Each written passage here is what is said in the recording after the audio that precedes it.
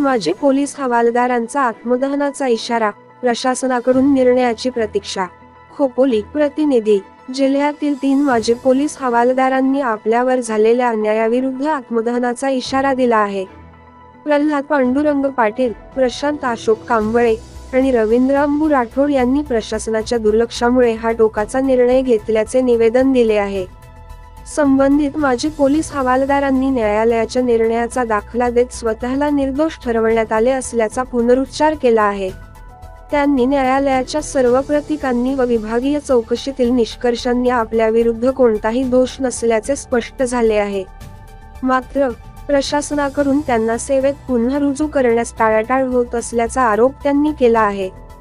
सदोष निर्णय घेतला जाईल किंवा त्यांचा अर्ज मान्य केला गेला नाही तर 26 जानेवारी 2025 रोजी रायगड जिल्ह्यातील कोणत्याही पोलीस ठाण्यासमोर, शासकीय कार्यालयासमोर किंवा लोकप्रतिनिधींच्या बंगल्यासमोर आत्मदहन करण्याचा इशारा त्यांनी दिला आहे. प्रशासनाची भूमिका अद्याप स्पष्ट नाही. माजी पोलीस हवालदारांच्या या गंभीर निवेदनावर रायगड पोलीस अधीक्षक कार्यालयाने कोणतीही अधिकृत प्रतिक्रिया दिलेली नाही. मात्र सामाजिक स्तरावर या विषयावरून प्रशासनाच्या भूमिकेवर प्रश्नचिन्ह उपस्थित केले जात आहे. लोकप्रतिनिधींचा हस्तक्षेप गरजेचा. आंदोलनाची वेळ येण्याआधी प्रशासनाने तातडीने हस्तक्षेप करून यावर योग्य तो निर्णय घ्यावा, अशी मागणी नागरिकांनी केली आहे. तसेच आमदार, खासदार आणि मानवी हक्क आयोगाने यामध्ये लक्ष घालण्याची गरज असल्याचे मत व्यक्त होत आहे.